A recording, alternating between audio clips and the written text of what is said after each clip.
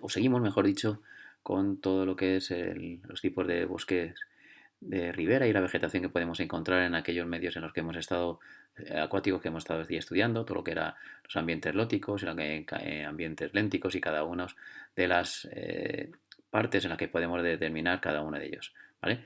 Pues tanto en los ambientes lénticos como en los lóticos podemos encontrar un tipo de vegetación tanto dentro como fuera de lo que es el cauce del agua. Fuera del cauce sería lo que se denomina la vegetación o bosque de ribera, y en el interior son aquellas plantas acuáticas en las que vamos a poder determinar distintos grupos, ¿vale? Dentro de la vegetación higrófila eh, podemos diferenciar tipos diferentes de especies atendiendo a las características del suelo, las características edáficas. ¿Vale? Al igual que las plantas que nosotros tenemos en la superficie terrestre vienen determinadas por el tipo de suelo que existe, por las condiciones de temperatura, por la orografía, etcétera, etcétera, pues lo mismo va a pasar en las plantas acuáticas, ¿vale? También va a depender mucho del tipo de agua, no es lo mismo que haya un agua ácida, porque pasa por un suelo ácido, que un agua caliza, que por lo mismo, porque pasa por un suelo calizo. Entonces el tipo de especies que van a aparecer son diferentes. Lo que para que sí es verdad que podemos clasificarlos atendiendo a dónde viven y cómo un poco su estructura en distintos grupos, ¿vale? Vegetación acuática denominadas higrófitos. Son aquellas comunidades que van a vivir completamente bajo del agua y no van a aguantar periodo de secación, ¿vale? Son aquellas plantas que son algas, que son totalmente especialistas del medio acuático y en cuanto se produce una desecación no son capaces de aguantar esa falta de agua, ¿no? Se van a presentar dos grupos. Praderas sumergidas de alga verde, son comunidades de la familia Caryophyllae, que son carófitos, que crecen en los fondos, en las charcas, lagunas y ríos, formando praderas. Van a cubrir grandes extensiones y van a destacar dos grupos, dos géneros. El género Chara y el género Lamprotamium. Son muy parecidos, como veis, ¿vale? Y lo que van a formar son praderas. Existen otras comunidades que son las comunidades acuáticas de cormófitos. Son aquellas que tienen unas raíces, un tallo y unas hojas muy bien establecidas y que enraizan en el fondo.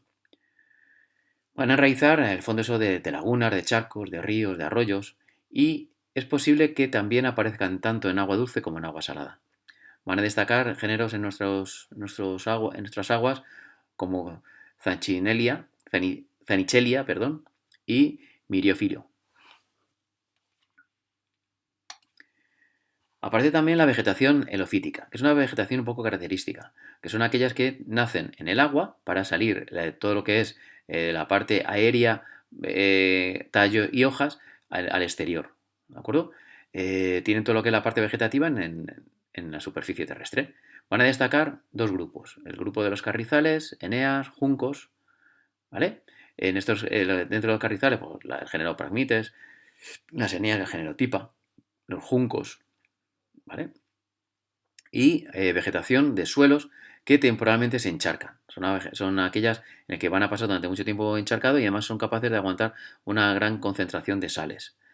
Estas especies casi todas están protegidas porque es muy difícil que una vegetación sea capaz de vivir en un medio totalmente salino y que tienen un gran valor. Géneros como el Salicornia, la Franquenia, son especies que, por las que se puede declarar una zona determinada como protegida. Y luego está lo que hemos llamado el bosque de ribera. El bosque de ribera es aquella vegetación que está en las orillas y que se va a colocar de dos formas de... Vamos a poder ver dos tipos de estructuras. Una estructura horizontal y una estructura vertical. La estructura horizontal es aquella en la que se va a disponer las especies atendiendo a la cantidad de agua que necesitan. Y vamos a ver que se van a colocar por franjas. Primero se va a colocar una especie determinada, luego otra, luego otra, luego otra, así, separándose de lo que es el cauce, atendiendo a la cantidad de agua que necesitan para su desarrollo. Y luego está la estructura vertical, que es cómo son los distintos estratos que ya habéis estudiado en vegetación, el estrato herbáceo, el arbustivo, el matorral, el subarbóreo y el arbóreo, ¿vale? Aparte del epífito o aparte también del lianoide. Todos estos estratos lo vamos a ver también y van a aparecer todos en este bosque de ribera. Estos bosques de ribera son bosques que son de galería, son muy estrechos en cuanto a su anchura y se van a disponer a lo largo de las orillas del río. Son bosques que tienen mucho valor porque tienen una gran influencia sobre todo en el medio en el que están, y existe muy poquita superficie donde aparecen de una forma natural, ya que esos terrenos que están muy cercanos al río, que por tanto se utilizan para aporte hídrico y además tienen un gran aporte de nutrientes arrastrado por el río, han sido muchas veces utilizados para la ganadería y la agricultura, por lo que sus superficies se han reducido en grandes cantidades. Tienen unas funciones principales en el medio, tienen unas funciones muy importantes por las que se deben conservar. Van a regular el microclima del medio acuático. Pensad que en un medio húmedo las variaciones de temperatura son muy difíciles, les cuesta más. Entonces, va a mantener un microclima adecuado para muchas especies. Con la vegetación, con las raíces, dan estabilidad a las orillas, evitando que se produzcan también derrumbamientos y que haya inundaciones. Van a regular el crecimiento de macrófitas, sobre todo aquellas especies que son exóticas. Si están ocupando ellos su terreno, si están ocupando su superficie, van a crear unas condiciones que van a impedir que especies de otras latitudes se establezcan. Es un medio ideal para para la supervivencia de un montón de animales y un montón de vegetales. Tiene un montón de alimento, tiene un montón de escondites, tiene zonas de cría, tienen zonas en las que se van a poder alimentar y reposar, descansar, esconderse. ¿Vale? Es muy bueno sobre todo para la fauna. Van a aportar alimento a las especies que van a albergar en su interior, pero también a las especies que van en el río. El río puede albergar más individuos de los que de una forma natural albergaría de todo el alimento que le cae de la vegetación de las orillas, tanto en hojas, frutos, etcétera, etcétera, bichitos, etcétera. Va a servir también de filtro frente a la entrada de sedimentos y sustancias químicas que hay en los laterales.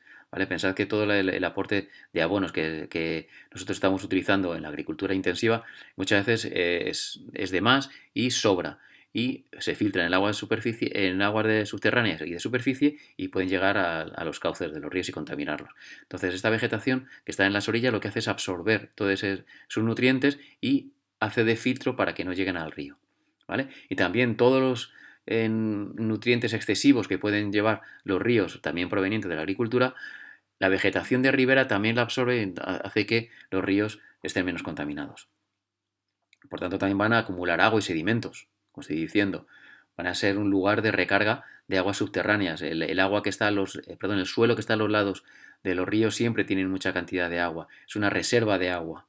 Y sobre todo, pues cualquier sitio que tenga agua y vegetación a nosotros nos va a encantar. Por tanto, aportan un valor paisajístico, recreativo, estético, cultural.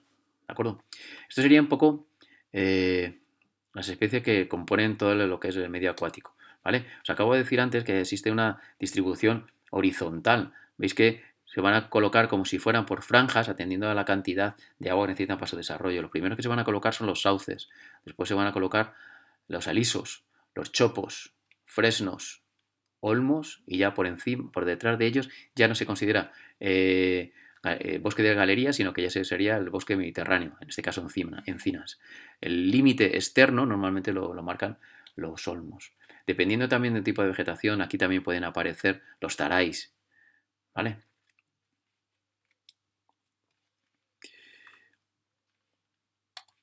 ¿Qué tipo de especies y cómo se van a estructurar de forma vertical? ¿Vale? Si vamos desde arriba hacia abajo, lo primero que nos vamos a encontrar son los árboles. El estrato arbóreo normalmente va a estar formado por varias especies, por tanto es un estrato pluriespecífico, pero normalmente está dominado por una de ellas, ¿vale? Atendiendo un poco al tipo de suelo, tipo de necesidades hídricas, etcétera, etcétera. Son árboles de no mucho porte, son árboles o arbolillos, normalmente de hoja plana, caduca, ¿vale? Que la van a tirar, y muy cerrados. Por tanto, van a aportar mucha sombra. La cantidad de individuos que estén por debajo de estos árboles van a tener que estar acostumbrados a la sombra. Se los vamos a llamar nemorales, porque están acostumbrados a la sombra. Van a destacar las distintas especies: alisos, fresnos, álamos y chopos, los olmos, diversos tipos de sauces, ¿vale? Taráis, en algunos casos también. Dentro del estrato arborescente van a estar formados por ejemplares del estrato superior y otras especies leñosas como pueden ser sauces, algún tipo de sauces, arraclanes, los brezos, también taráis, saúcos, ¿de acuerdo? Es decir, son o arbustos o individuos jóvenes de los anteriores de los árboles.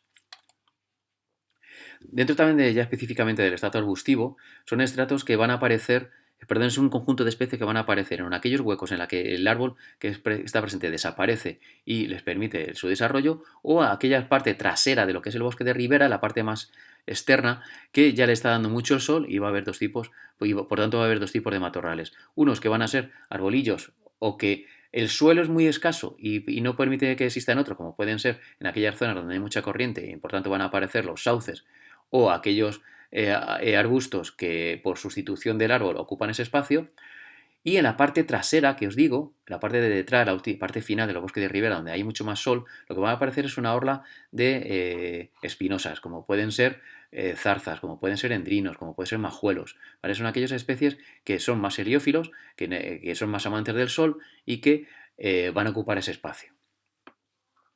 Dentro del estrato herbáceo van a aparecer aquellas especies que estén acostumbradas a la sombra. No puede haber especies que sean heliófilas, que sean amantes del sol, sino que van a ser especies herbáceas amantes de sombra. Y además muy acostumbrados al nitrógeno, ¿vale? Son nitrófilas, ya que el río normalmente arrastra bastante nitrógeno procedente de las actividades agrícolas.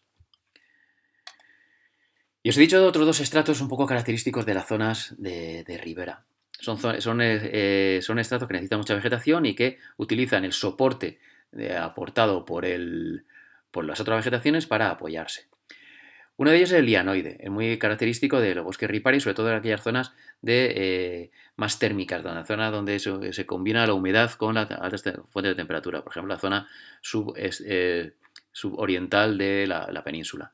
Destacan hederas, es decir, las hiedras, destacan las parras salvajes, ¿vale? El género Vitis.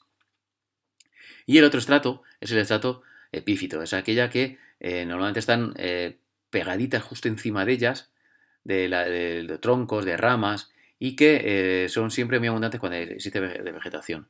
Pueden ser musgos, hepáticas, líquenes, etc. ¿Vale? Bueno, hasta aquí lo dejamos y seguimos después.